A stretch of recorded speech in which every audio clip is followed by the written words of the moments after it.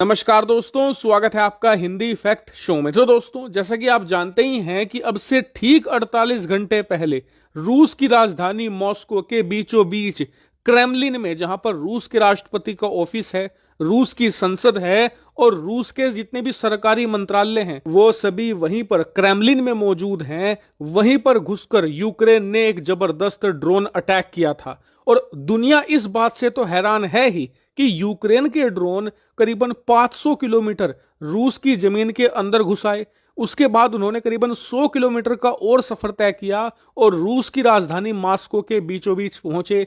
इसके बाद उन्होंने बहुत ही ज्यादा प्रिसाइज तरीके से रूस की जो संसद है उसकी छत पर जाकर ब्लास्ट भी किया, यानी कि अटैक किया, जिससे कि वहां पर नुकसान भी झेलना पड़ा। ये एक बहुत ही ज्यादा हैरान करने वाली बात है, लेकिन इससे भी ज्यादा हैरान दुनिया इस बात से हुई है कि जहां पर यह अटैक हुआ है ना, वहां पर दुनिया के number 1 air defence system S-500 Prometheus की प्रोटेक्शन मौजूद है। रूस की राजधानी S-500 की प्रोटेक्शन में आती है। यहां तक कि जो क्रेमलिन है ना, वो इलाका पूरा का पूरा, वहां की छतों पर स्पेशली S-300 की बैटरी तैनात करके रखी हुई है। यानी कि मॉस्को S-300 और S-500 प्रोमेथियस की प्रोटेक्शन में आती है, जो अपने आप में अल्ट्रा लेवल की सिक्योरिटी है। और उसके भी ऊपर जो पूरा का पूरा एरिया पड़ता है ना मॉस्को और यूक्रेन की बॉर्डर के बीच में, वहां पर S-400 एयर डिफेंस सिस्टम तैनात है, वो भी ट्रायम्फ वर्जन S-400 का,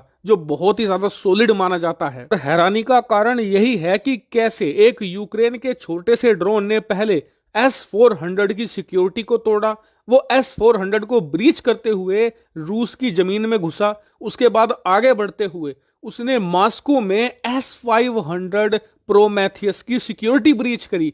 फिर उसके बाद वो बिल्कुल बीचों बीच पहुंचा मॉस्को के, जहां पर S-300 की बैटरी तैनात थी। फिर S-300 की सिक्योरिटी भी तोड़ दी और उसके बाद रूस की संसद की बिल्कुल छत पर जाकर ब्लास्ट भी अंजाम दिए। और एक ड्रोन अटैक नहीं था, दरअसल 2 से लेकर 3 ड्रोन अटैक हुए थे कुछ ही मिनटों के अंतराल पर। यानी कि उस रात रूस की जो सिक्योरिटी है उसे बार बार तोड़ा गया और रूस के S-400 और S-500 कुछ भी कर नहीं पाए, और ना ही वो रूस की राजधानी खासकर की रूस की संसद को बचा पाए। और ये रूस और रूस के हथियारों के लिए एक बहुत ही शर्मनाक घटना मानी जा रही है। ताकि आपका सवाल होगा कि यार S-400 और S-500 तो दुनिया के सबसे बेहतरीन एयर डिफेंस सिस्टम हैं, इनकी सिक्योरिटी कैसे ब्रीच हो गई? तो देखिए, इसके पीछे 2 कारण दिए जा रहे हैं। पहला कारण है कि हमला असल में यूक्रेन ने करवाया ही नहीं, ये खुद रशिया ने सैबोटाज किया है। मतलब कि खुद पर अटैक करवाकर दुनिया में सिंपैथी क्रिएट करना,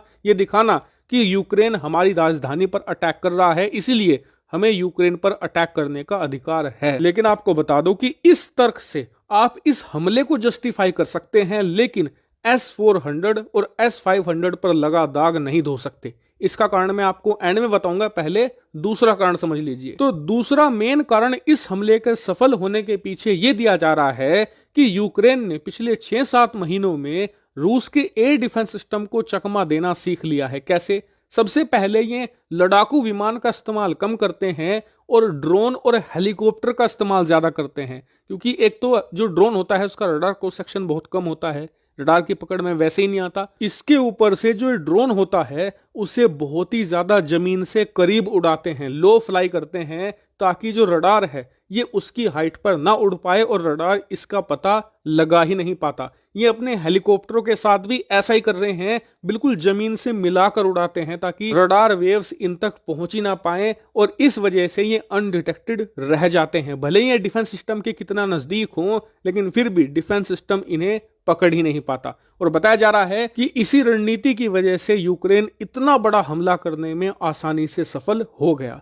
लेकिन अब बात करें S-400 और S-500 पर, इन पर दुनिया भर में क्यों सवाल उठ रहे हैं? हो सकता है कि रूस ने खुद पर ही हमला करवाया हो, ताकि वो अपनी जनता को दिखा सके कि यूक्रेन हमारे लिए खतरा है और इन्हें यूक्रेन पर एक बड़ा अटैक करने का यहां पर बहाना मिले। ये भी तो हो सकता है। तो देखिए, बात आपकी सही है, लेकिन फिर भी जिस जिस देश ने S-400 खरीदा है उन सबके माथे पर पसीना तो आ चुका है। इसका कारण यह है कि S-400 की सिक्योरिटी पहली बार नहीं टूटी है। आपको बता दूं कि पिछले 4-5 महीनों में कई बार ऐसा हुआ है जब S-400 की सिक्योरिटी ब्रीच करके यूक्रेन ने रूस के रणनीतिक इलाकों पर अटैक किया हो। उदाहरण के लिए अब से 15 दिन पहले ही ले लीजिए, रूस का एक बहुत ही इंपॉर्टेंट इलाका है क्राइमिया, और क्राइमिया में रूस का सबसे बड़ा पोर्ट है, जहां पर रूस का सबसे बड़ा नौसैनिक अड्डा है। कितना बड़ा? यह रूस की सबसे बड़ी नौसैनिक फ्लीट, ब्लैक सी फ्लीट का हेडक्वार्टर भी है।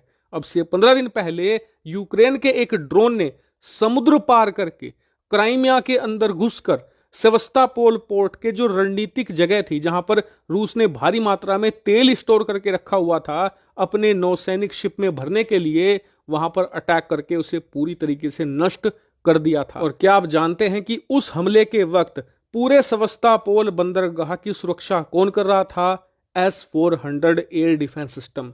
इतना ही नहीं, रूस का एक बहुत ही ज्यादा खास इलाका है रोस्तोव। स्क्रीन पर आप देखिए, अब से 2 दिन पहले यूक्रेन ने यहां पर भी एक ड्रोन अटैक किया, और ड्रोन अटैक में इन्होंने क्या नष्ट किया? एक ऑयल रिफाइनरी। दरअसल ये ऑयल रिफाइनरी तेल को रिफाइन करके रूस की जो थल सेना है उसे सप्लाई करती थी। तो इनकी सप्लाई चेन तोड़ने के लिए यहां पर भी एक बड़ा अटैक किया गया, जिसमें इस रिफाइनरी को भयंकर नुकसान हुआ और रूसी थल सेना की जो तेल सप्लाई है वो रुक गई। और हैरानी की बात, यहां पर भी जो हवाई सुरक्षा है वो S-400 कर रहा था, जो पूरी तरीके से फेल हो गया इस ड्रोन हमले को रोकने में। और अभी तक मैंने आपको जितनी भी घटनाएं बताई हैं ये सिर्फ पिछले 15 दिनों की हैं। अगर मैं आपको 1 साल का हिसाब देने लग गया तो ये वीडियो 1-1.5 घंटे की बन जाएगी। इतने ज्यादा फेलियर की घटना सामने आई है S-400 प्लस S-500 दोनों की। तो इसी वजह से जो S-400 के खरीदार हैं, जैसे कि भारत और चीन, दोनों के माथे पर पसीना आ चुका है, क्योंकि दोनों ने मोटी रकम खर्च करके रखी हुई है S-400 को खरीदने में। और हाँ, बहुत से लोग कमेंट करने लगेंगे कि जी चीन के पास S-400 नहीं है, गलत इंफॉर्मेशन है। तो ऐसा नहीं है, चीन के पास भारत से पहले S-400 है। उन्होंने 2015 में खरीद लिया था और 2 साल बाद उन्हें डिलीवरी भी मिल गई थी, और इस समय वो S-400 तिब्बत में ही तैनात है, ताकि बीच बीच में चीन अपने S-400 को जापान और ताइवान की साइड भी तैनात करता रहता है। लेकिन फिलहाल ये सत्य है कि चीन के पास S-400 है, और चीन और भारत दोनों चिंतित हैं, क्योंकि दोनों ने 1-1 अरब डॉलर खर्च किया है एक S-400 के पीछे। और अगर इसी तरीके से 20-25 लाख का एक छोटा सा ड्रोन S-400 की सिक्योरिटी को ब्रीच करता रहेगा तो फिर $1 बिलियन पानी में मिलाने के बराबर है। हालांकि इस पूरे मामले पर मेरा क्या मानना है, तो देखिए, मेरा पर्सनल ओपिनियन ये है कि हमने S-400 खरीद लिए हैं, अच्छी बात है, हम इन्हें इस्तेमाल करेंगे, लेकिन फिर भी भारत को ज्यादा भरोसा दिखाना चाहिए अपने खुद के स्वदेशी BMD शील्ड पर, क्योंकि वो ना सिर्फ इससे ज्यादा प्रोटेक्शन देता है बल्कि इससे पावरफुल भी है और मल्टी लेयर भी है। मतलब कि आपने एक सिक्योरिटी ब्रीच करी तो दूसरी मौजूद है, तीसरी लेयर है, चौथी लेयर है, उसके बाद एक शॉर्ट रेंज की भी लेयर है, यानी कि फुल प्रूफ प्रोटेक्शन वही देगा। और इसलिए भारत को अपने खुद के स्वदेशी BMD पर फुल फोकस करना चाहिए। हालांकि इस पर आपका जो भी जेन्युइन ओपिनियन होगा कमेंट करके जरूर बताएगा। फिलहाल इस वीडियो में इतना ही। Thank you very much for watching video.